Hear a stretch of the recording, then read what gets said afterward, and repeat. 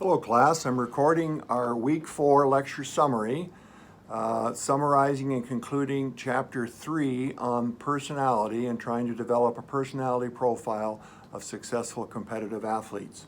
So what we have done, we have tried to produce a predictive model, an exponential model based on the factors included in traits and moods and the environment, and see if we can produce a predictive statistical model based on certain selected traits, certain selected moods, and certain selected aspects and perceptions of the environment to see if we can produce a profile of those athletes that have been deemed to be successful, who meet the demands of competition and pressure.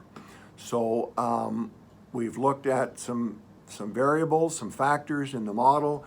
We've looked at type A, behavior, high need to achieve.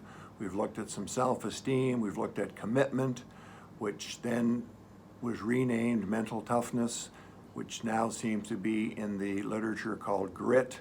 There's a whole new psychological stream of consciousness called grit, stick-to-itiveness, determination, those kind of variables.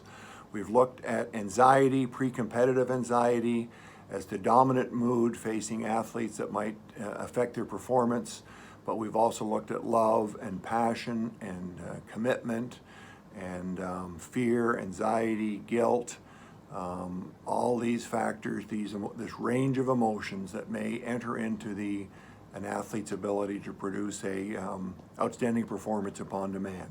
And in the environment, we have certain phenomenological situations that affect our perception of the situation. Some of us get very comfortable in the sporting environment, and some of us are more apt to get tense and stressed out. So we look at what our perception of the situation is. So those are the variables in the model, and then we went on to look at some very famous trait psychologists, Hans Eysenck and Cattell. We went on to look at the profile of mood, the iceberg profile, how psychological vigor separates successful wrestlers from those who are tense, depressed, anxious, apprehensive, unsure of themselves. So psychological vigor and enthusiasm being the peak emotion for the day, the highlight of a day in a successful wrestler. And then we looked at some cognitive styles, some hemispheric specialization, some augmenting, reducing, broad and narrow type focusing. So these were the variables that we discussed in the model.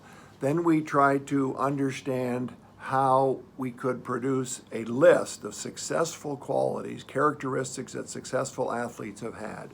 And we looked at profiles of Olympic athletes, high school athletes, to look at the motivational qualities that drive and propel an athlete forward.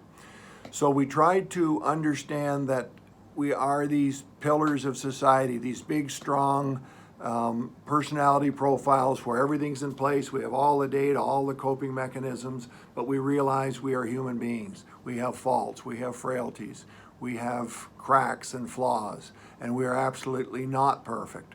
So we talked about sincere.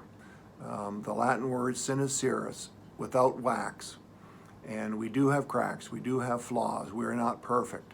So we talked about defense mechanisms, how athletes have a very well-developed sense of defense mechanisms. We try to manage the impression and the personality that everybody sees.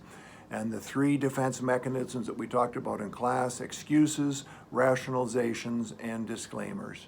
And what we said was we're trying to make sure that our athletes are not a legend in their own mind, closing the say-do gap with either excuses, rationalizations, and disclaimers. We don't want you to be a legend in your own mind. We would like you to be a playing legend on the field, on the court, in the pool, and actually being authentic, sincere, and attempting to escape from phoniness.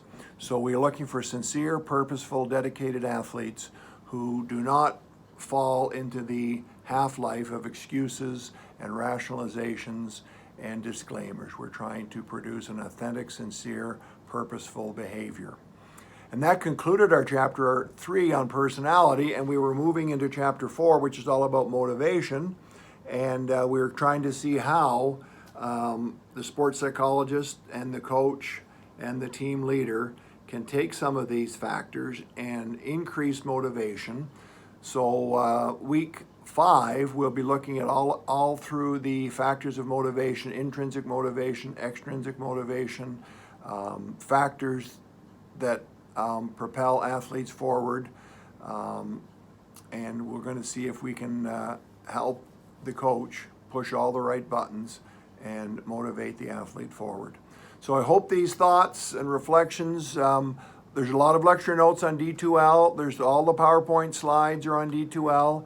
Your textbook, the back half of chapter 3 on personality and the front half of chapter 4 on motivation is where we are hanging out this week on week 4 in our lecture series.